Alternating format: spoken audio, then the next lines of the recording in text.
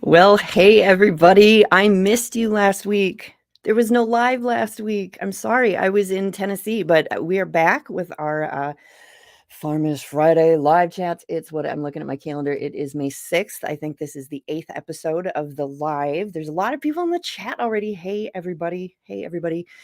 So, yeah, I was gone last week. Did you miss me? Because I missed you. Although there's a lot of people in the chat that I did not miss because I was with them. We kind of joked that our Farmish live last week was in person, so that was fun, right? I've if you're watching the live stream right now, there's a lot of red going on, right? I have new red glasses. My youngest picked these out for me. He said, it's an accessory, mom. You need it. You need these red glasses. And I wasn't quite sure if they were going to work, but now I kind of like them. And I got my red shirt on, and now I have, because I was down in Tennessee, I actually got to get myself a Holler Roast coffee cup, which is also bright red. So I got all the red going on today. So hey, all the people. Joker Clee says, of course we missed you. I had people who texted me and messaged me on Friday morning last week and said, where's your live? Aren't you doing live? And I didn't even know what day it was. I was like, what's going on? That's how I knew it was Friday, because there were people saying, where are you? Where are you? So I'm glad that you missed me. I'm sorry that I wasn't there. Some people had said you could just do a live from the holler, but I didn't. I was kind of like kind of shut down on the social media a little bit.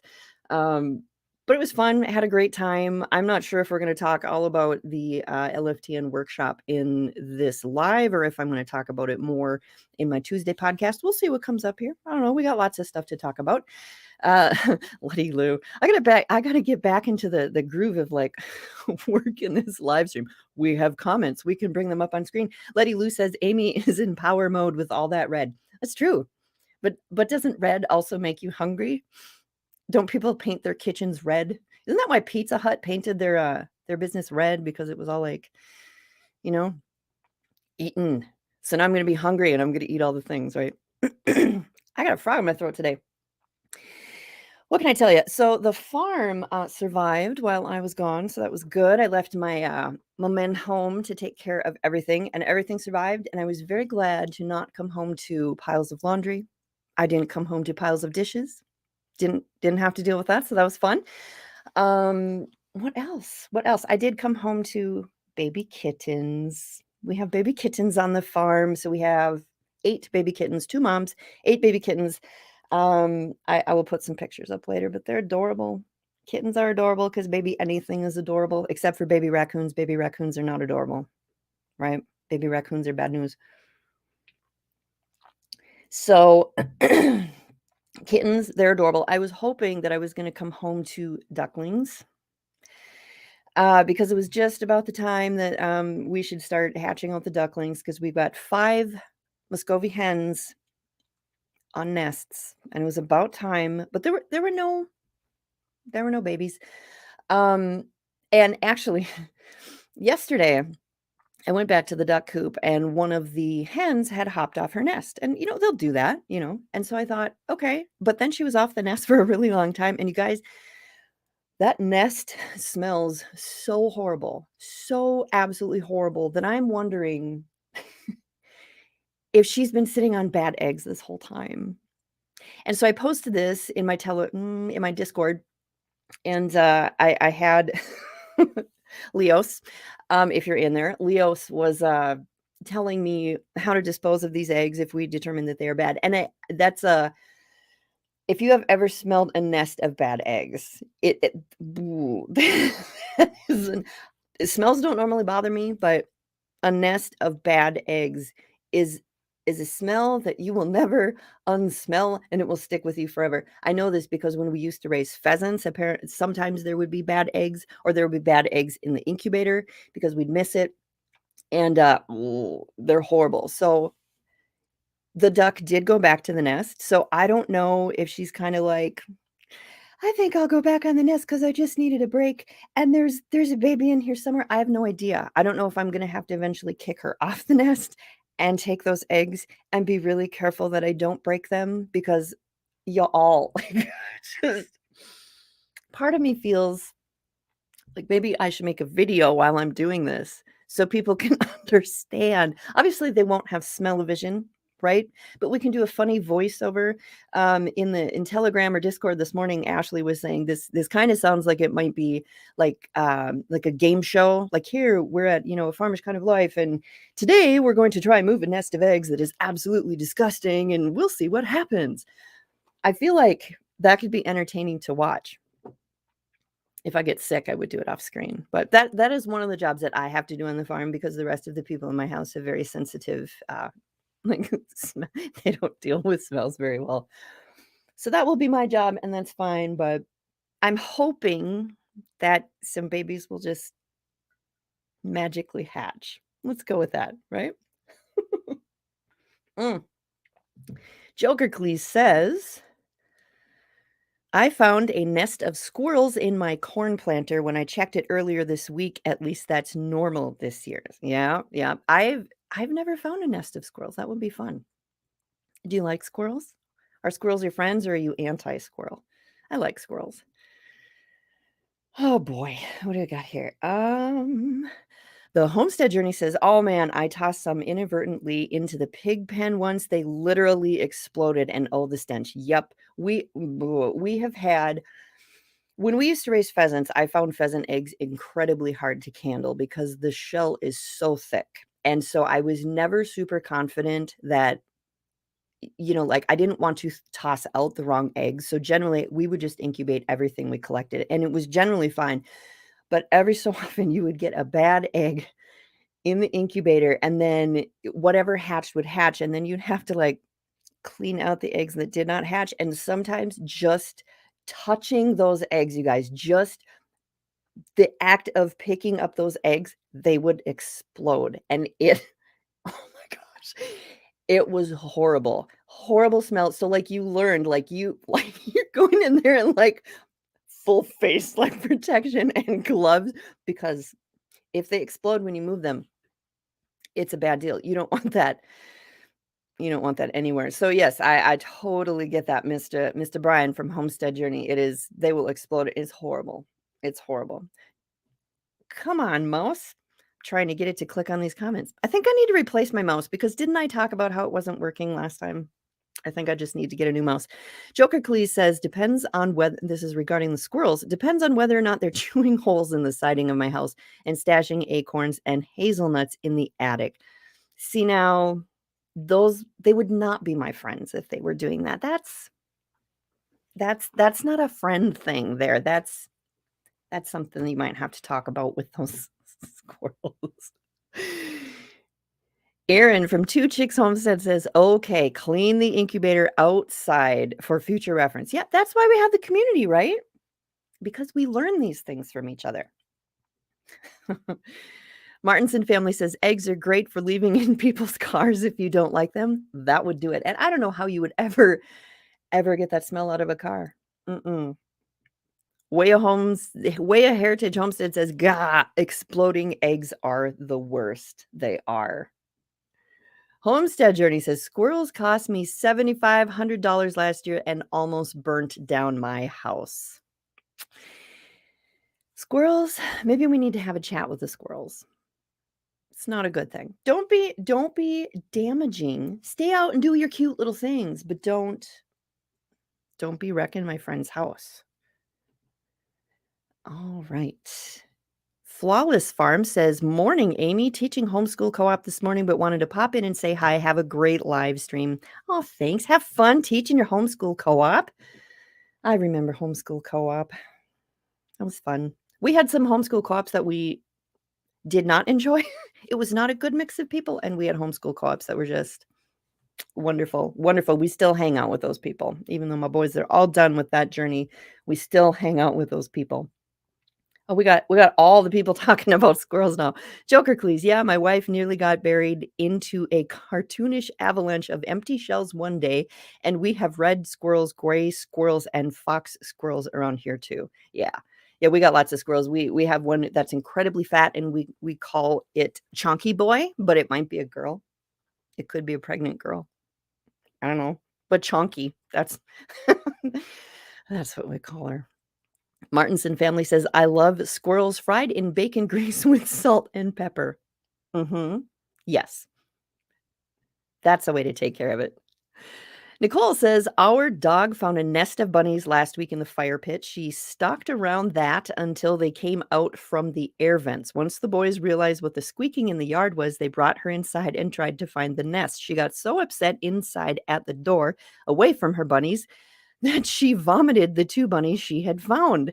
I was on the phone with my pastor's wife at that moment. I tried not to vomit. Thank God for boys who clean up." Wow. Gosh. That that is a story. And they always do it at the least convenient time, right? All the time. Jokercles, fox squirrels are to gray squirrels in terms of size as gray squirrels are to red squirrels. Yeah, yeah. And I'm trying to think if that I think that one that I call Chunky Boy is a fox squirrel. So let's see. Melissa says, "Get out the clothespins for your nose before removing the eggs." No joke. No joke. I am not looking forward to that job at all. At all, because it's gonna be gross. And just the fact that it's so gross, I feel like I need to create some content using it because that will be like, "Okay, we need to go do this." Mm. Removing bad eggs that didn't hatch. I hope something hatches from underneath her. I hope something hatches. We have 5 moms on nests. We need to get something done here. Aaron from Two Chicks Homestead says, "Agree on the co-op drama." Yeah, it's crazy. I mean, some co-ops are awesome. It sometimes takes you a while to find your people because the thing with homeschooling is everybody's kind of doing their own thing for different reasons, and so you kind of have to find a co-op that kind of y'all vibe together, like you're kind of doing the same thing for the same reason. And it took us a while to find that, but once we found it, it was awesome. So but we were several years in homeschooling before we found that. So oh, oh, we are not clicking on this mouse. Everybody, your job is to remind Amy, get a new mouse before next Friday for this live stream. Homestead Journey says, "Cleaning up bad eggs is perhaps the ultimate in keeping it real." I think we have to do this now. Keeping it real on the farm, episode number, I don't know what. Cleaning bad eggs. This is a thing. Nasty. Nasty. All right. So what else? Oh, so yesterday we planted a bunch of trees on the farm and I was so excited. So we used to have apple trees several years ago. They lasted, I think, 2 years because in 2 years, the deer, um, destroyed them, right? We did not protect them well enough from the deer, and we have a lot of deer here.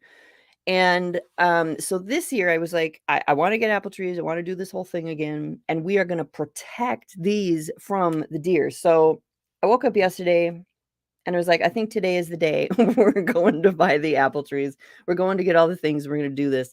So that turned into our project for the day. It turned out to be way bigger than I anticipated, which sometimes happens because, we went and we just went to our local hardware store, and they have a nursery that they get stuff from, and so we got 4 apple trees and 2 cherry trees, which I was totally not even planning on getting, but I'm like, "Yeah, let's do this."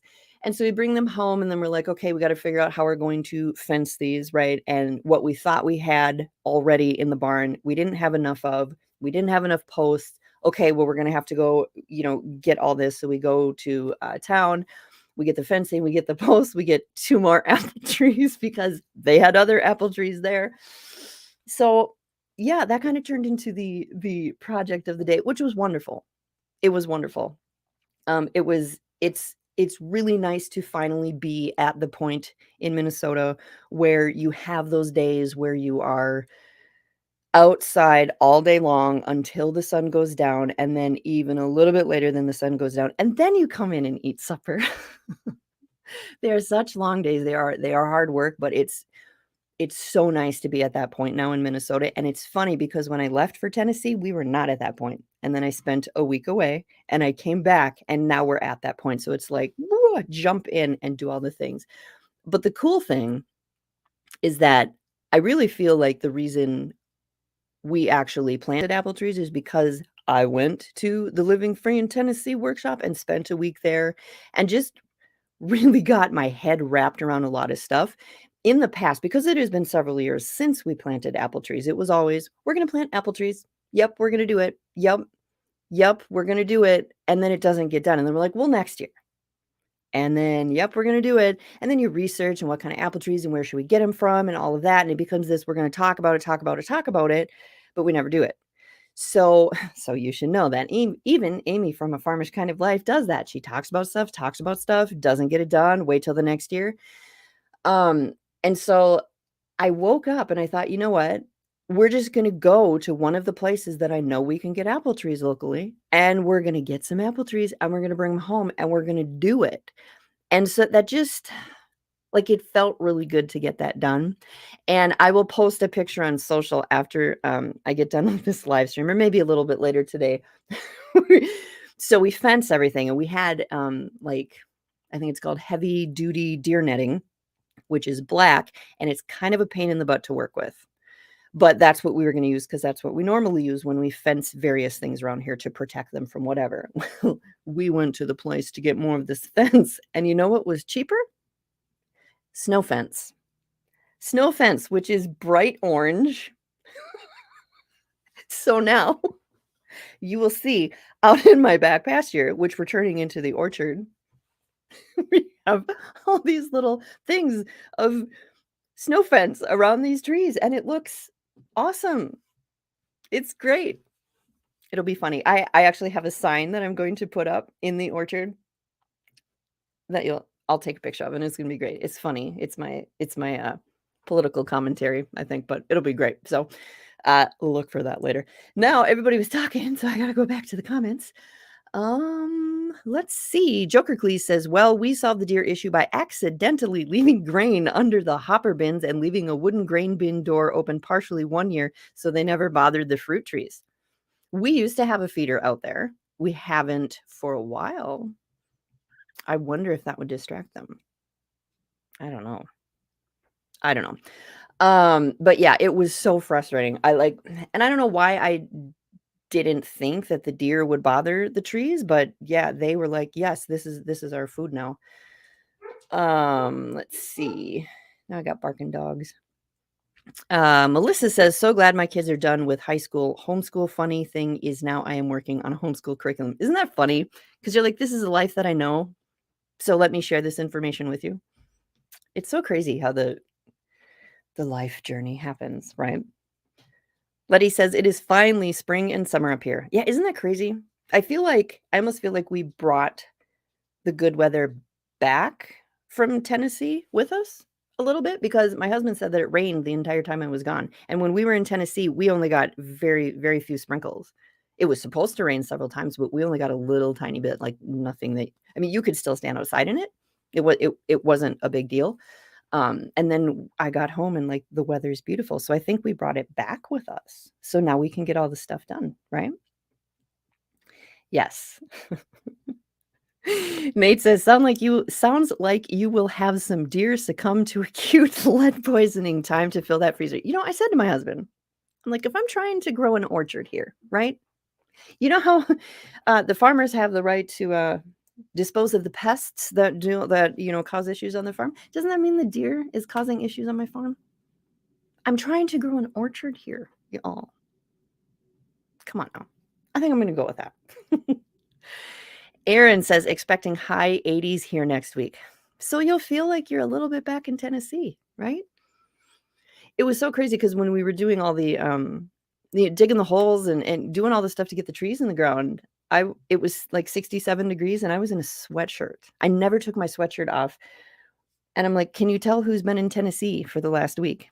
Because 67 was like, "Oh, this is good." Not 80, right? Crazy. Martinson family says, "We had 54 apple trees at our previous home." That's amazing. I would love to have like a big orchard. That would be, we got to get these ones to like work. I'm hoping these are going to be great and I hope that it's successful because I would love to have that.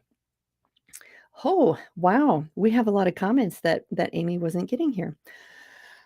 Melissa says my cherry trees and pear tree are loaded, but we will see about our apple because we had to heavily prune them this year due to disease and overgrowth. See, I'm going to have to ask you all the questions. If I can get these to grow, I'm going to be like, here's my issue, or what do I do? That's why we need the community, right? Right. All right.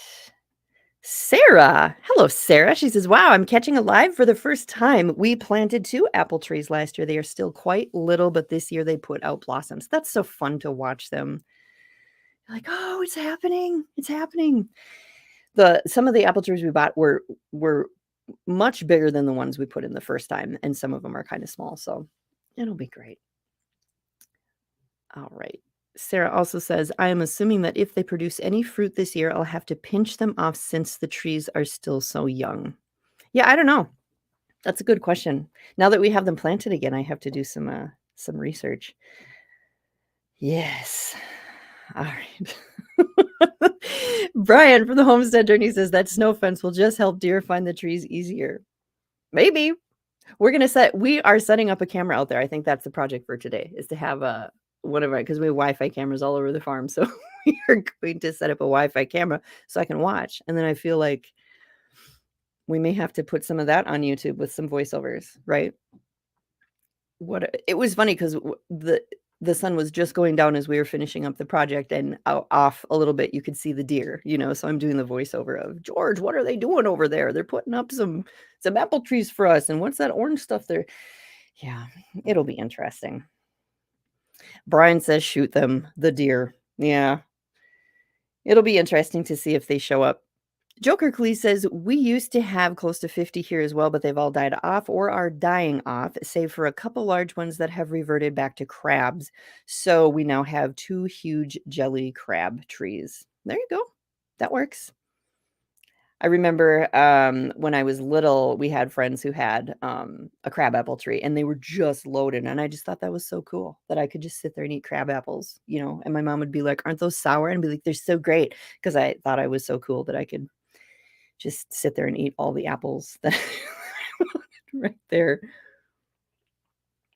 All right. Oh gosh. Every time I look back, we have more comments. Oh, we are a chatty bunch today. This is great. See, I think, side note here, I think this is the whole point of having a live stream. It's the interaction. It's what's going on. Because I could just record this as a podcast, right? And you could talk to the podcast, but it's not the same.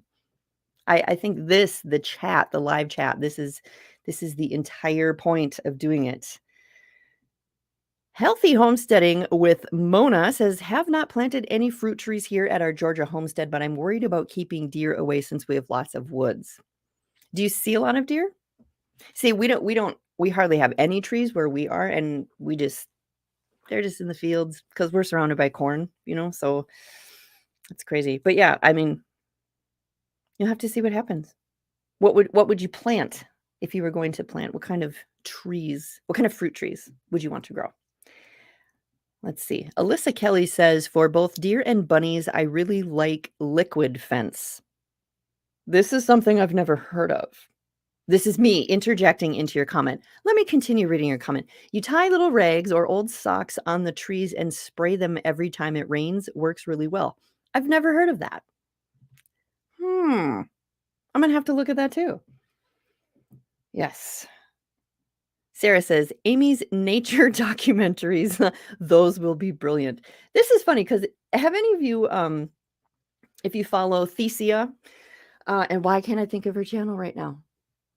Oh my gosh. Ellis Family Farms. That's her YouTube channel. So she was at LFTN. Awesome lady. Had so much fun spending the week with her and chatting with her and getting to know her better. But she has been trying to put this skirting around. They have a trailer home that's on their property. And so she's been trying to put this skirting around the bottom. And so she's like on plan A, plan B, plan C, because she keeps trying to figure out how to make this work. And so I hope that that's not what happens with the apple trees, like, here's what the deer did last night. Now we're on plan X, could be fun though, right? We'll see what happens. Because then we all learn from each other's mistakes or the issues. Oh boy.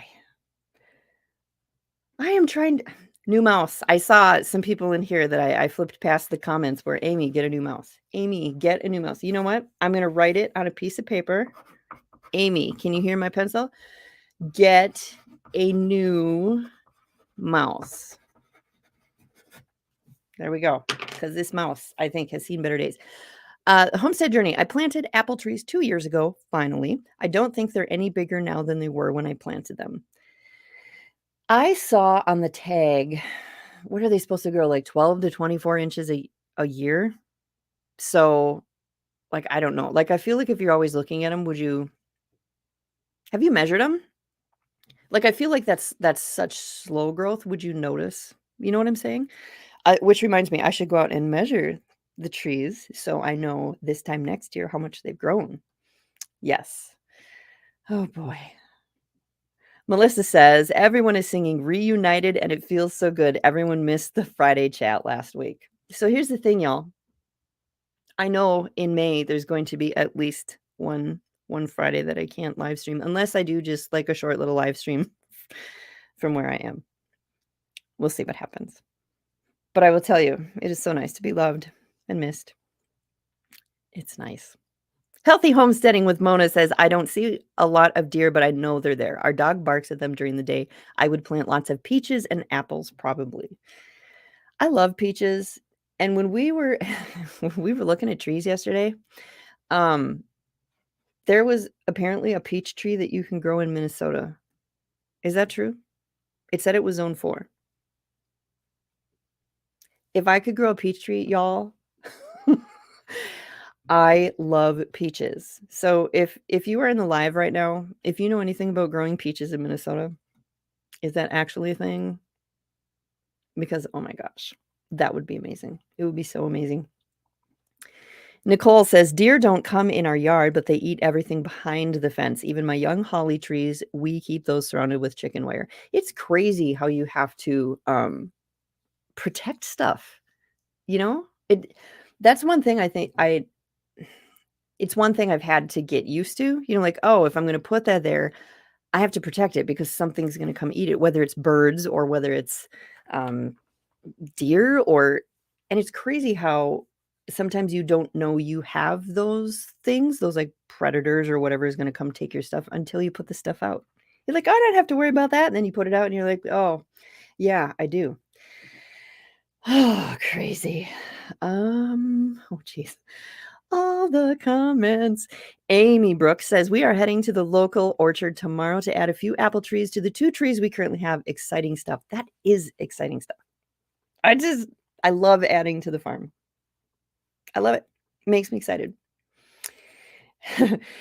Garden, flower, and farm show. Hello, Tom. Says again, heading to the country, going to grow lots of peaches. Yep. The song was going through my head. And Nate says, and June 10th, meaning not going to live stream because you want to come down to the Self-Reliance Festival. If I go to the Self-Reliance Festival, Nate, it would not be till October. I have to be home at some point during all this planting. Oh man, it's crazy. Like I always call this the farm season opens up. It's crazy because like there's so much to do on the farm now. You go from 0 to 110 like right away, but then there's all this other stuff you want to do at the same time. It's so crazy. Doing all the things. Joker Cleese says, I also want pears, apricots, plums to augment the wild plums we have and find all over the place. And cherries, we are 2B, 3A, maybe 3B, depending on the map you're looking at. That's a lot. It's going to be awesome. You're going to have a great orchard. Template Acre says, yes, peaches can grow in Minnesota. Well, what the heck? I'm going to be like, darling, we have to go find some peaches. You'll be like, Amy, go back to Tennessee.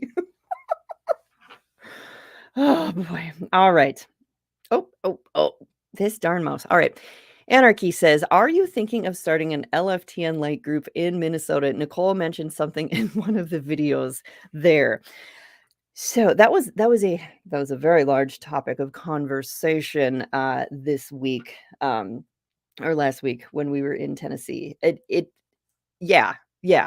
And the funny thing was being at LFTN, the spring workshop, when we went there, I was under the impression there would be a lot of people from Tennessee, like, that would be the majority of the people there, and then there would be a few people that weren't from Tennessee, but I would say there were just as many Midwest people there and Northeast people there as there was people from Tennessee or surrounding Tennessee, and so that was really interesting because it was a super varied group of people, but there were lots of conversations about getting, uh, stuff started up here, Midwest, this area, so there's yeah, and what I should do is, talk with the people that I was talking with when we were there and maybe get some kind of planning group going or something. I think we're all kind of on the still just kind of coming down from, um, everything that happened at LFTN and just your brain is just like, like all the ideas and and not even like specifically ideas for, I need to go home and do this on my farm, but more just I don't it feels like it opens up your brain and just inspires you because you spend all that time with people who are doers and we're going to talk about the thing and figure it out, but then we're actually going to do it. And it's just there was something about being around people like that for a whole week that it was just great. So once we process all of that, I there's definitely going to be some conversations because it could be amazing. I think it could really be amazing. And there's a lot of people who want to be involved in it, which was good to know because when I first started talking about it with a couple of people, it was very okay, it's going to be this kind of thing. And I talking with people while we were there, there's a need for it up here. I mean, I already knew that, but it just became more apparent, and there's a lot more people that would like to be involved, like, in getting it going, so I love it. It's going to be great. I'm very excited. Uh, Nate, and you need to get rabbits set up. Yes. So, um, if you weren't at LFTN, Nicole did live stream my, presentation, so you get to see me 5 days of not showering. It's wonderful. We all got to know each other real well at LFTN, so it was great. But the point is, if you go to Nicole's Living Free in Tennessee YouTube channel, she has the presentations on there. So if you want to watch my presentation, it's on there. But towards the end of the presentation, I kind of got I was being heavily pressured to get rabbits, like bring rabbits home from the LFTN workshop, and along the way stop and pick up rabbit hutches from someone else. They were wonderful offerings, and I like what an amazing community. We didn't have a way to get all of that home. That I was willing to do. I was in a car with in a truck with 4 wonderful women, and we were completely full. And I didn't know if I wanted to add rabbits to, to that situation. Having said that, they're going to happen, and they might happen this year, even though I said we weren't going to do that. There's a very good chance that it's going to happen. So there you go, Amy, going back on her word when she said we're not doing this. Let's just do it, right? Let's just do it. Templin Acre says, I wish there was something like that closer to Minnesota. Yeah, it would. Like I don't even have words to be like how amazing it was and how just like it gave you direction. It kind of centered you, like, this is why I'm doing what I'm doing, and I'm with a bunch of people who this is why they're doing what they're doing, and we're all kind of on this same path. And I think that people need that, especially if you're living a life where you may be surrounded by people who think that you're absolutely insane for what you're doing. So then to be around people that agree with what you're doing and you're all kind of trying to do the same thing, you need that, right? You need that. You need that inspiration. You need that, okay, these are my people. Okay, I'm not crazy for what I'm doing. Or maybe I am and I don't care, but there are other crazy people out there, right? And so like it's so good, and we need to have that up here. So yes, absolutely, it'll be great. Letty says, for crazy women, you mean you think we were crazy? We had a lot of fun on the ride down and the ride back. Yeah. Maybe I'll talk about that in I think most of my recap of LFTN, because we're already at 34 minutes, but I think I will do a more organized recap of LFTN and the things that I learned. And maybe I'll have to talk about some of the crazy and awesomeness. Nothing specific, of course, because what happens on the road trip stays on the road trip, right? but it was good. Tammy says, I have 10 Angora. I can't read. I have 10 Angora rabbits for fiber. I love them. That's awesome. We got to sample rabbit, have rabbit for supper down at LFTN. We actually also got to watch rabbit processing if we chose to do that. So it's very easy.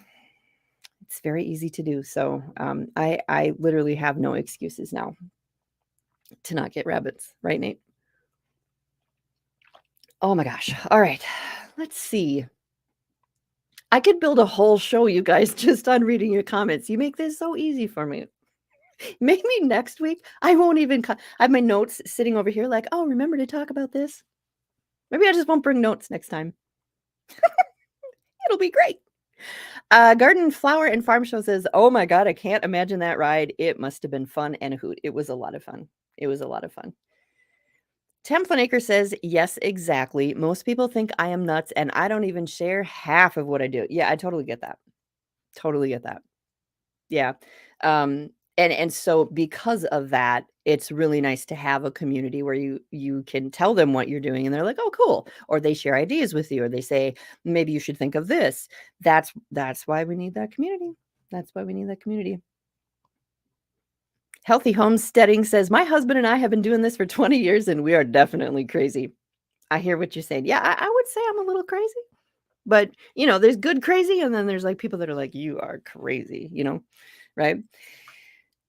Patrick says, hi there. Hello, Patrick. Thanks for joining the live stream. I will tell you, I don't have I was going to show your knife because I finally got one of your knives at LFTN, and they are sharp.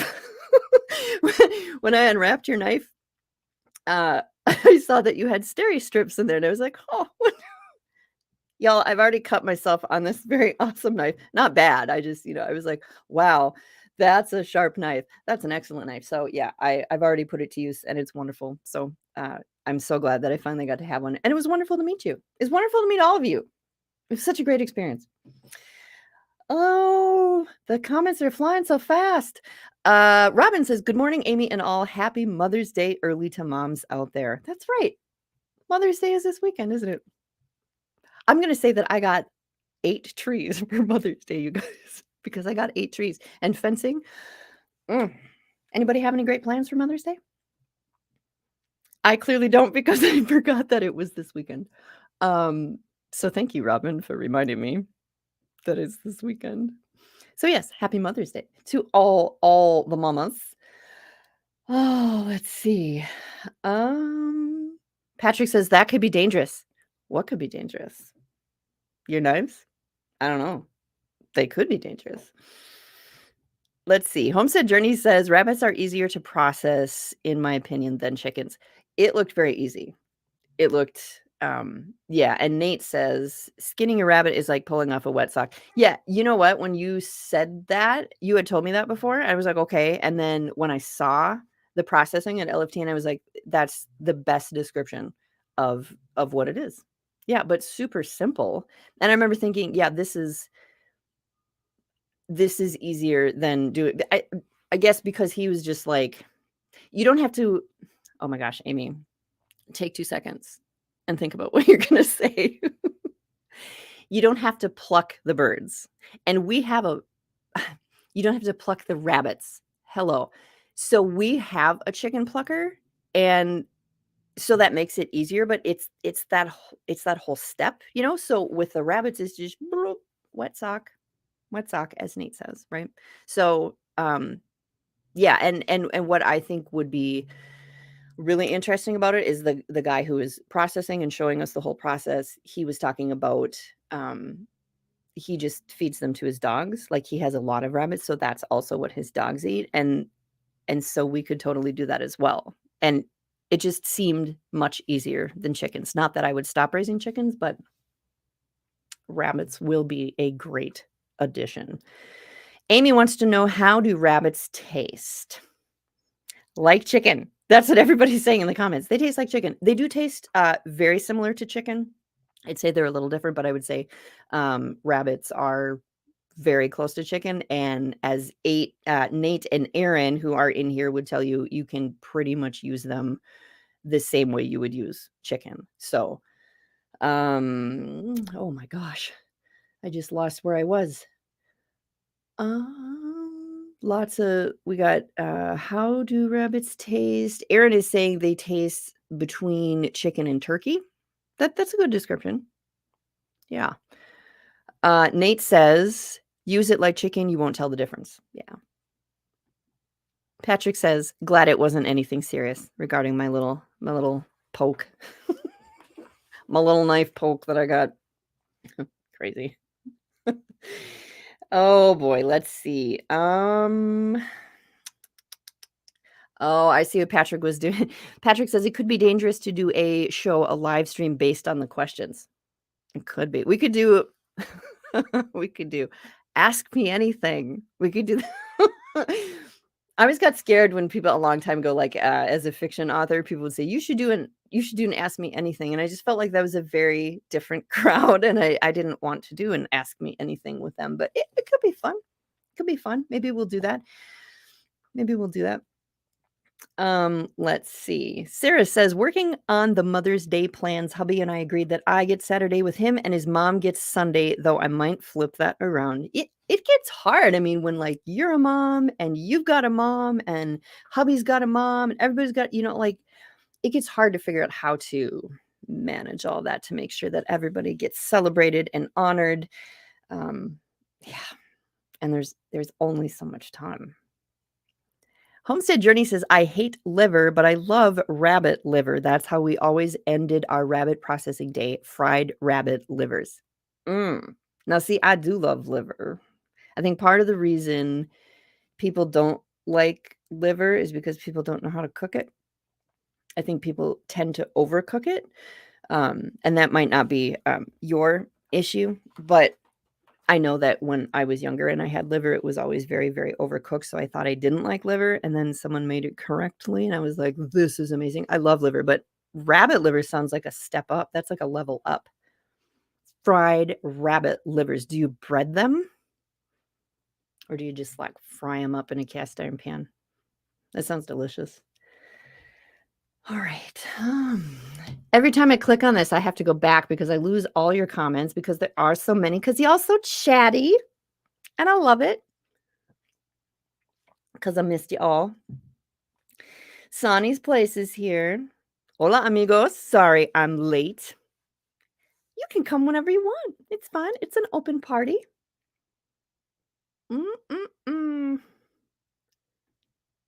Templin Acre says the first time the kids ate rabbit, I told them it was chicken and no one questioned it. Yeah, it's very similar. It's very similar. Isn't that funny how you can serve certain things like that are more, I guess some people would call them exotic. And if you don't tell them what it is, I'm trying to think of, it doesn't matter who it was, but someone, a friend or a family member, they had venison several times. So deer meat, they had venison several times before they knew it was venison. And someone actually asked them, what do you think of venison? Oh, I would never eat venison.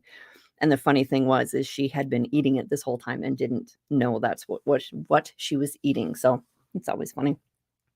Corey says rabbit livers are the best. Well, now I'm excited. Now I have reason number 532 to get rabbits because rabbit livers. It sounds so tasty. Melissa says, I love liver and would like to try rabbit liver. Melissa, the liver at LFTN was amazing. I don't know who was in charge of it, but it was very good. It was very good. Loved it. Sonny's Place says, I'm spending Mother's Day at Baker Creek for their spring planting festival. Excited. That would be exciting. That's a great way to celebrate. Well, hello, Nicole. I feel like I just saw you. Howdy. I believe Miss Nicole is going live at 9:30 today. So if y'all get done here and you want to watch more awesome live streaming, you can head over to her channel and check that out. Yes. Yes. Add stepmoms. Yes. Yes, Nicole says add stepmoms. Yeah, things get complicated. It's a lot of people to celebrate. But we figure out how to do it, right? Right? Okay. Oh, check this out. Aaron, Two Chicks Homestead, says the first liver and onions I tried was at LFTN. And it was amazing. It was really, really, really good. Very good. Oh my gosh. All the comments. Letty says, each time I've made breakfast this week, I miss the duck eggs from last week. Yeah, it was fun to come back home because we have duck eggs here.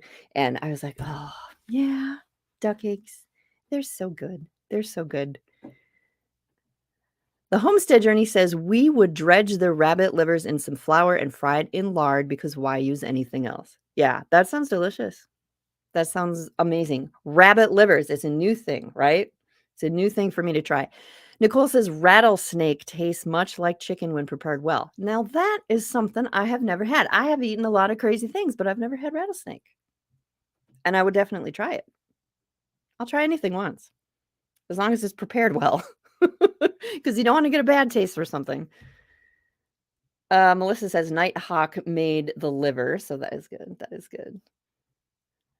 Garden Flower and Farm Show says rabbit poop compost is awesome for the garden. Yeah, it's reason 637, right? I just need to get the rabbits here in June. In June. That should be what I start on because I'll finally be back home. So Anarchy says spicy sisters in the house. Yes. Yes, indeed. All right, I finally got to the end of the comments. You guys, we're 46 minutes in and I finally caught up with the comments. We are chatty today. We are chatty. So I do have a question since we are on a live stream and we can have like actual interaction here. Here's what I'm wondering. What makes you, I'm going to totally go off on a different topic here. With all the podcasts that are out there, with all the live streams that are out there, with all the YouTube channels, with all the everything that is out there, what makes you listen to or watch a certain person or a certain group or a certain channel, whatever you want to call it, when there are so many options? What is it that draws you to a certain thing? And what makes you stop watching? And I bring this up because there's so many podcasts out there. Like I find myself like, oh, there's all these podcasts that I want to watch, and there's all these live streams that I want to catch. There's all this wonderful content that is being created, and all these people, they're starting all these podcasts, which I think is amazing. Like I love it when new people start podcasts, new people start website, all of that. Like I love that. But so conversations at LFTN, conversations after LFTN, lots of conversation, even before LFTN. How is it that you figure out who to listen to, what to watch? Is it all about, actually, I'm not even going to give I've already got people commenting, so I'm just going to go to your comments because I don't want to take your answers. So Templin Akers says, personality of the presenter even more than content. Okay. Patrick says time and chance. Yeah, sometimes it's all about actually having the time to sit down. Corey says, when people are being themselves and talking about things that I am also doing or interested in, being themselves. That's a good point. That is a good point. Templin Acre says, content must be good and relevant, but if content quality is the same, personality is the determining factor. Oh, mouse, come on, work. Letty says, the host personality and how real they are draw me in. Once they get super political or Instagram perfect, it draws me away and I move on. Melissa says, I love watching and listening to you because you add a little humor and keep it real without trying to make people feel bad they aren't or don't know how to do certain things. Aaron says, the topic has to really jump out at me no matter who it is, length of podcast, timing of live stream, and if kids allow. There's a lot of stuff that goes into it. Y'all are giving all the answers. I love this. I'm so glad I answered this or asked this. Robin says, easygoing and personable, give and take, and to learn new things. That is why I invest my time. I have become more selective over the years. Yeah, and it's crazy because sometimes you have to, because there's so much stuff. You have to be selective when there's a lot of stuff to choose from. Amy says, the enthusiasm and realness of the presenter, the homestead journey led me to you, and I love listening to you both. Yeah, Brian at the homestead journey, he's great. He's awesome. Sonny's Place says, I watch and listen to the people I can relate to or present their content in an engaging way, or better yet, teach me something in an interesting and unique way. The length of the videos and shows also matter. Letty says, length of the show is another factor. Half an hour is about my max, but I will make exceptions for those hosts I enjoy. All right, so I'm going to put another question in here. What is a good length? What's a good, and it's interesting because now I feel like a lot of us are getting into that season where it's really, really busy. Like we're doing all the things, like Nicole was like, oh, super tired, last month because she was getting ready for the workshop. And it's also like, oh my gosh, all the stuff to do on the farm. I'm now getting to that. We're finally warming up here. So it's like, oh my gosh, what do we have to get done today? And, so I think time of the year may matter, but good show lengths or live stream lengths or whatever. You can put that in here. Who do we got? Joker Clee says, presenter charisma, personal interest, especially walkthroughs or how-tos, and the intensity of the demand desire for knowledge. Sarah says, relevant content, great personality of the presenter, and getting straight to the point rather than padding their word count or just rambling for 20 minutes. Yep. Anarchy. Subject matter, the host, hostess, and if the time I spend listening is time well spent. Healthy Homesteading says the host personality is important, and I prefer podcasts that have a point with a little bit of entertainment. Oh, I missed some here. See, my Minnesotan's coming out. S. Hudson says, I have stopped or skipped some simply because of the sound. That is something I'm super picky about. I need to have something that has decent, it doesn't have to be amazing, but if there is not decent sound quality, that's really frustrating to me. And it becomes more frustrating to me because it is super easy to get decent sound now. You don't have to spend a ton of money or anything. I mean, you can, all right. I was going to go off on a rant there, but yes, sound is a big thing. Nate says, I like to see the evidence of their success and failure posted. If there is no evidence, I'm not giving my time. Yeah. You got to show what you're doing because you can very much talk about it because it's very easy to find information about what to do. And you can talk about that. You can just regurgitate that and you've never done it. So there is something to be said for, I actually did this and here's how it happened. I actually had to go out and clean out all the nasty eggs from my duck with, yeah. Real life, right? Real life on the homestead. S. Hudson says 15 minutes or less. Aaron says, Aaron was agreeing with Nate. Patrick saying goodbye. Goodbye, Patrick. I'm glad you could drop in for a minute as well. Corey says a minimum of 30 minutes, max of 2 hours. That's interesting because some people are like, if it's a super short podcast, I don't want to listen. Other people are like, if it's a really long podcast, I don't want to listen. And sometimes I think it depends what you're doing. Like if you have a commute that is a certain length, you don't want to be listening to 4 podcast episodes during that. Maybe you want to listen to one, so you prefer those longer ones. And some people, they like the shorter ones, because it depends what you're doing when you're listening to that podcast. Sonny's Place says for podcasts, 30 minutes max for me because that's I didn't even read your comment before I said that, because that's how long my commute is. For videos, 5 to 20 minutes. All right. Joker Cleese. Depends on the topic and the format, but for me, anywhere between 20 minutes and 2 hours is all right, depending on my free time and how hard the rain is coming in and what's broken down. Yeah. Melissa says 30 minutes to an hour. I listen while I'm doing other things. Way of Heritage says, what's a bad length? When I'm working, I like putting a long video or podcast on to listen to, but sometimes a short 15 minutes video is nice too. Yeah. Yes. Nicole says longer than 30. From there, longer is great because I turn them on while doing other things. Yeah, and you don't have to mess with your phone. Like I am so behind on podcasts right now, catching up on podcasts that my friends and fellow content creators have done. I am so far behind on podcasts, but we are now to the season where my earbuds are going to be in my ears all day long because I'm out on the farm doing stuff. And so now it's like, now I want all the podcasts and I want them to be long. And so I don't have to like find the next podcast. Aaron says 45 minutes or less is about my max to get the whole thing listened to. There are a lot of stuff here. All right. What does Melissa say? Melissa says, I like when hosts kick your butt, but don't act like they have all the answers and are never wrong. This is true. It's good to get that kick in the pants, to be like, okay, go out and do this thing. But also, yes, I screw up as well.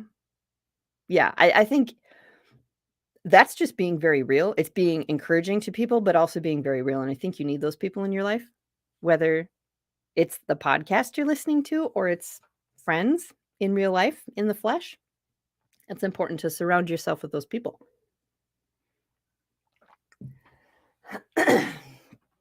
Man, I got the frogs today. Maybe I brought them home from Tennessee. What else can I tell you? I don't know. We just got a few minutes here. I'm not going to start a new topic here. Let me see. I was thinking there was something I could pull from. I will pull this. So one of the presenters at LFTN was John Willis from Special Operations Equipment, and he spoke after me, and I was so excited to hear him speak. I've been on live streams with him before, but I've never met him in person, so it was super fun to meet him in person. But he said, I took a lot of notes during his presentation because he is just someone that will kick you in the ass. Like, he is a no BS guy, and he will call you out on your BS, and he's just very, very inspiring. And so he said something that was along the lines of, you are contagious, and you have to think about what people are catching from you. So if you think of your personality and you think of what you're doing and everything that you are contagious and you are spreading stuff to people. So what is it that you are spreading? And I thought that I don't know why, but like I really needed to hear that. I thought that was very interesting. And the flip side of that is that everybody that you're hanging out with, everybody that you have in your life, they are also contagious. And so they are also spreading things to you. What are they spreading to you? Is it stuff that you need?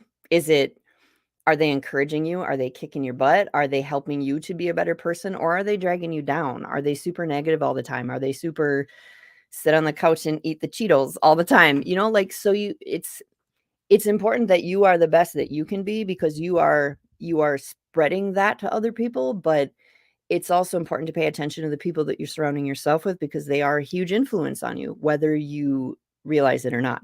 Everybody in your life is contagious. And I just thought that was a really interesting way to put that. Another thing that he said that I really liked was he made this suggestion when people were talking about, I don't have enough time to do the thing that I want to do. And so he was talking about being really efficient with your time. And he said, set a timer, set an alarm to go off every hour. And he said, when that alarm goes off, think, what have I done in the last hour? What have I done in the last hour to better my life? What have I done? What have I done with the last hour? Have I done all that I could do? And I thought that was really cool because I think it's very common. Even I do it. Like, I feel like I'm a pretty productive person, but it's so easy to get sucked into stuff that is not productive. And not that you always need to be super productive. It's probably the wrong way to say that. It's very important you take breaks. It's very important that you're not just totally zoned in, focus on, here's the thing. You also have to take time to read a book, to sit on the front step and drink a cup of coffee. Like, you need that as well. But I think we can all get into places where we're scrolling on social media and we're like, why have I been doing that? Oh my God, I've been on social media for the last 20 minutes and I'm not getting anything done. Yeah, Nicole here is saying, let me find this. Nicole is saying, oh my God, make the time. Yeah, that was very much being at LFTN it was just so cool to be around all the people that are like, what do you want to do? Like, ask yourself the hard questions. What do you want to do? Okay, now figure out how to do that, and stop with this BS of, I don't have the time. Like, find the time. Find the time or make the time, because it's there. It's somewhere there. You may have to, like, change what you're doing. You may have to reprioritize. You may have to just become more efficient with the time you have. Find the time. And sometimes that is, I found an extra hour, and that's what I have, and I'm going to use that hour to do this thing that I want to do, that I want to create, that I want to start, whatever it is. But, like, make the time, find the time. And so that was really good for me to hear. So you can go back to Living Free in Tennessee YouTube channel. I don't know where else. I don't know if you live streamed other places, Nicole, but John Willis's was also live streamed, and so I would highly suggest that you watch that one as well. It was very inspiring. I'm sure there's language in it, so if that offends you, then whatever. But super inspiring. Very, very good. Very good. So yes, as Tom says here, stop mindlessly scrolling and get stuff done. So yeah, so there you go. We're at an hour. So I think I'm going to close her down. What can I tell you? Head over and watch Nicole's live stream at 9:30. I believe she is starting today, if you want to do that. Otherwise, if you have shit to get done, go do that too. We all these live streamers, we're like, if you got stuff to do, then go do it. Don't sit and watch us. You can always watch the replay or catch it on a podcast, because this comes out as a podcast tomorrow. So there you go. You can stick it in your ears while you're working in your garden or doing whatever. So there you go. It was awesome to catch up with you. I'm really glad that we got to do this today. I will be live again next Friday, Friday the 13th. You guys, did you know next Friday is the 13th? Holy moly. What did I bring home from Tennessee? So Friday the 13th. Ooh, we might have to have a good theme for that. It'll be good. All right. So thanks for hanging out, and we will talk again next